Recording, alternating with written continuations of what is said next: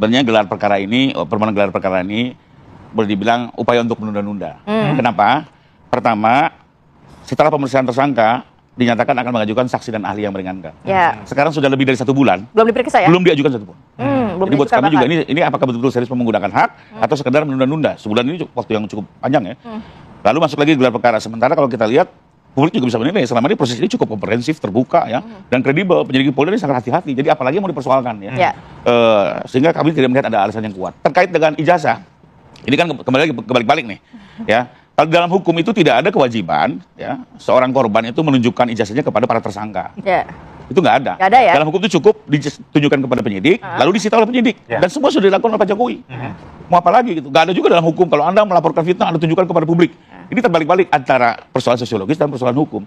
Kalau kita bicara hukum ya jelas semua kewajiban Pak Jokowi sebagai korban sudah dilakukan. Tapi bagaimana asas, jadi mau apa lagi gitu? Asas ketidakadilan yang dirasakan oleh para tersangka?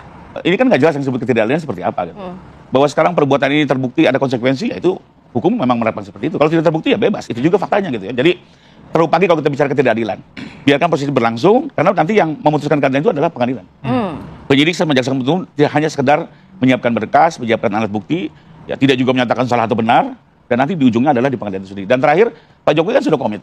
Ya, kalau memang juga harus ditunjukkan, itu di dalam forum yang benar, yang forum yang tepat, yaitu apa persidangan. Karena dari proses hukum sejak penyidikan, penuntutan, peradilan, satu-satunya yang terbuka untuk umum itu adalah di peradilan. Oke, berarti sudah yang paling tepat. Ini tidak akan ada usaha untuk menunjukkan ijazah tadi?